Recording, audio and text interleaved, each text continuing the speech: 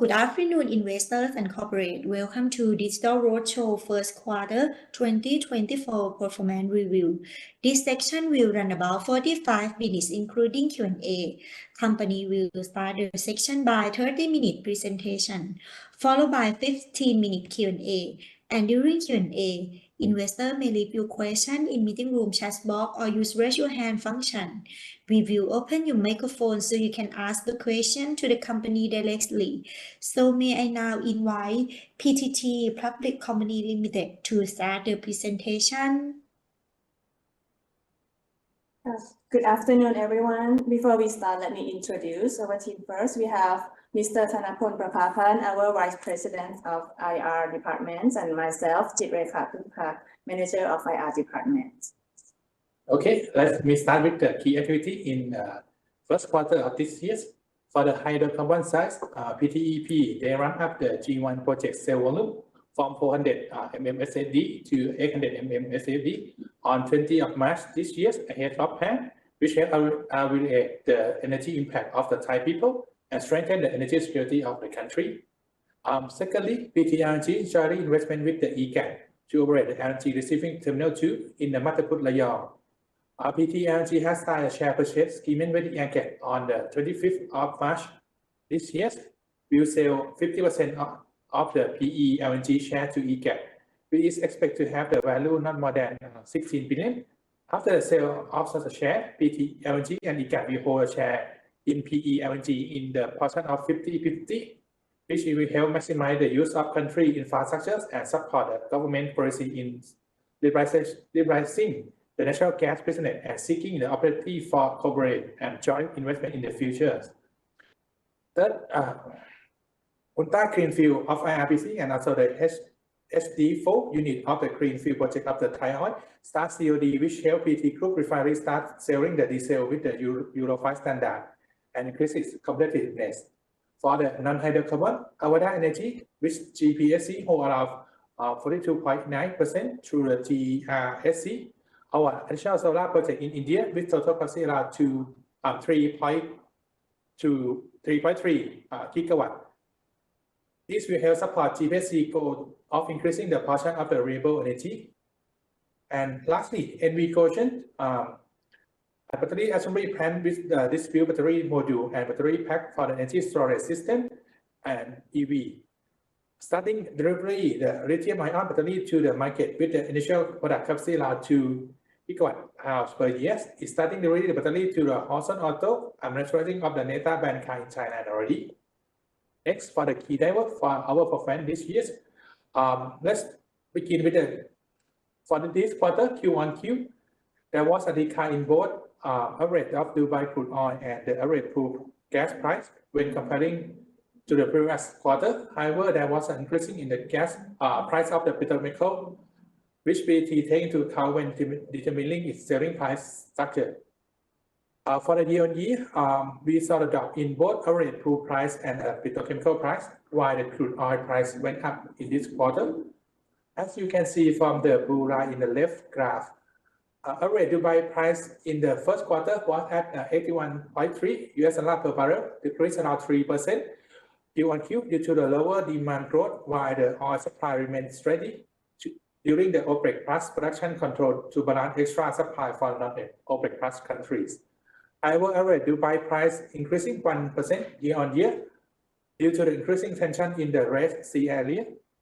The purple line shows the trend of average gas crude price. You can see that PT crude gas price average at around $8.3 per MMBTU, which declined around 5% Q-on-Q and 26% year-on-year in connection with the decrease in the import LNG price. On the right-hand side, for the petrochemical price in both refined and aromatic slightly increasing in this quarter compared to previous quarter.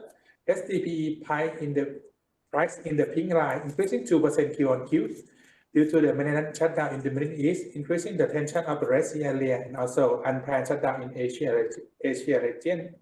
Similarly to the PX price in the blue line, that increasing 1% Q-on-Q from higher demand and shorter supply from both planned and unplanned shutdown maintenance in Asia. On the other hand, SDP and PX price dropped 4% and 1% respectively SEP price dropped from excess supply of the critical plant in the region as well as concern on unclear economic recovery in China, while slower recovering demand of the downstream market pushed pressure on the PX price. So now let me transfer to Kun Jitlekha for the performance in the first quarter. Okay, let's now take a look at PTT consolidated performance for the first quarter. You can see that our revenue dropped around 25 billion baht, or around 3% Q-on-Q, mainly from international trading business and petrochemical and refining business, due to lower sales volume and lower average selling price in line with lower global petroleum product prices. Oil and retail business sales revenue decreased following lower sales volume despite higher product selling price. Additionally, exploration and production business sales revenue also decreased from lower average selling price and sale volume.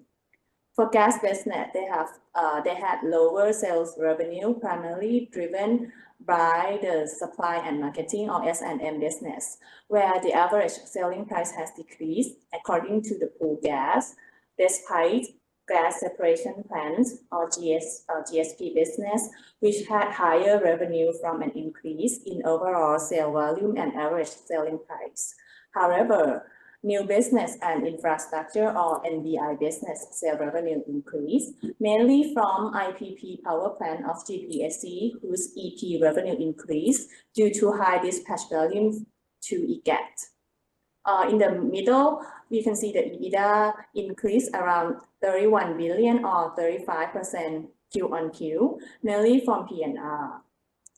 So the refining business performance increased due to high stock gain.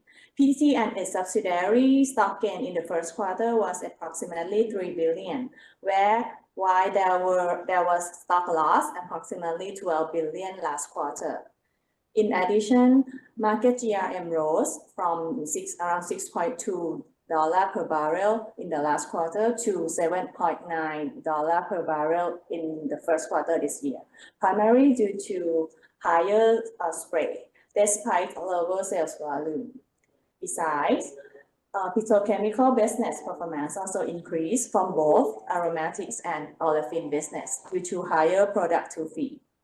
In addition, the performance of international trading business improved, mainly from the recognition of unrealized gain on inventory, following higher crude oil price. Moreover, oil and retail business performance increased, mainly from higher average gross margin per liter of diesel and gasoline.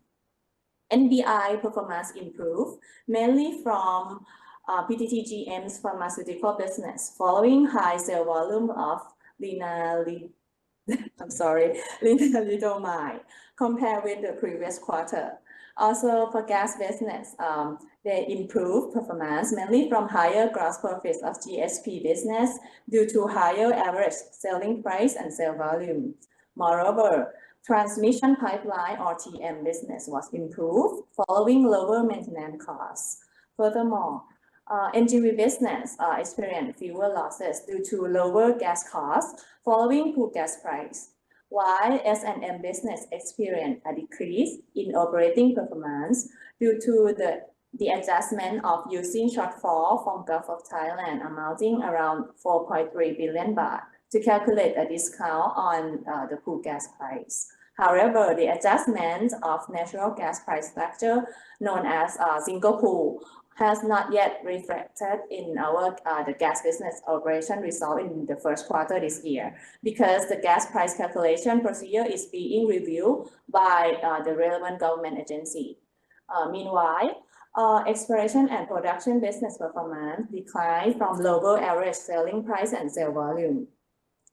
And for the net income, decreased around 4 billion or 12% Q-on-Q, even though EBITDA increased as mentioned earlier. This is because there was an increase in FX loss around 30 billion from higher unrealized loss on US currency loan as a result of Thai baht depreciation in the first quarter compared with the appreciation of Thai baht from the last quarter. Also, loss on derivative increased around 9.8 billion baht, or more than 100%, mainly from commodity derivatives from PTT and some of its trading subsidiaries. However, the first quarter this year we have gain from recognition of non-recurring items around 4.4 billion, while in the last quarter there were losses recognition approximately 500 million baht. The next slide, we can see the waterfall graph. As mentioned earlier, that the net income decreased by 4 billion from the previous quarter. But if we exclude extra items in the net income, will decrease by 9 billion or around 26% from the previous quarter due to the margin increase by around 12 billion. Exclude the gain loss on stocks. The main increase come from almost all businesses as mentioned in the previous page. Also, the stock gain increased by 15 billion from the stock gain around 3 billion as mentioned earlier as well. For the OPEX, improved around 4 billion from the decrease in employee and advertising expense. Depreciation and D&A improved around 2 billion from higher reserve from G1 and G2 project of PTT. Other income increased around 800 million baht from higher gain on non-recurring item in this quarter from gain on divestments of Avogen, amounting to approximately 4.5 billion baht. Meanwhile, in the first quarter last year, there were loss on recognition of non-recurring item, approximately 100 million baht, mainly from non-cash accounting transactions at the end of the concession of Bongkot project of PTT. Impairment loss improved around 5 billion because in the last quarter, PTT had impairment of goodwill in Mozambique project, while no impairment item in the first quarter this year. FX loss around, as mentioned earlier, around 30 billion from Thai baht depreciation and also derivative loss around 10 billion, mainly from the commodity derivative. Non-controlling interest increased around 1 billion due to share of the loss from investment in joint venture and associated increased by 1.6 billion, mainly from the performance of JV from PNR and NBI business.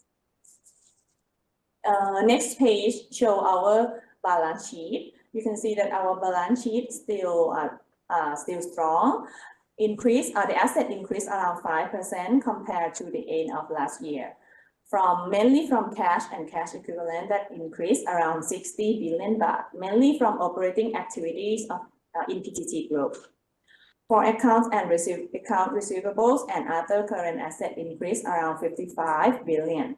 This was mainly because trade receivable and inventory increased due to higher sale volume and prices. Additionally, other account receivable increased mainly from higher accrued receivable from oil fund compensation. For non-current assets, it went up around 34 billion baht, mainly due to a boost in long-term investment, especially in associated companies. This increase largely came from differences in financial statement translation in CAP of Thai Oil, including asset arising from exploration and evaluation activities, and also higher deferred tax asset from PTT. PPE saw a rise of around 33 billion, primarily due to investment in petroleum exploration and production asset for PTT G1 and G2 projects, along with ongoing work in progress related to Thai Oil CFP. For liability, it increased around 99 billion, mainly from higher trade payables due to higher purchase volume and prices, higher long-term loans from GPSC's issuance of debentures and long-term loans, and some differences in financial statements translation. Furthermore, income tax payables also increased mainly from PTT and Thai Oil. Lastly, for shareholders' equity, went up around 83 billion thanks to strong operating result of the first quarter this year, which led to a net profit of around 29 billion.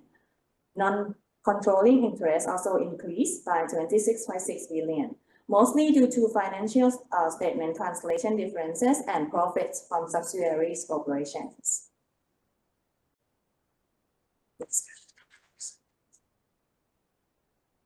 Okay, so for the guidance for this year, let's start with the econ and the price outlook. In terms of GDP, according to the IMF, for the global GDP, they expect to grow around 3.2%, while in Thailand, they expect to grow around 2.7%, which is improved from the last years. In terms of the pricing, starting from the gas, JKM, the LNG spot market, we expect the price to be softened around 26% from last year's to be in range around 9.7 to 10.7 US$ per MMBTU due to the high inventory is still high. For the oil, due price and also the HSFO, we expect to be increasing a little bit compared to the last year due to the OPEC has still try to balancing the demand and supply. However, for the Singapore TAM, we expect to be softened around 9% to be in range around 5.7 to 6.7 US$ per barrel.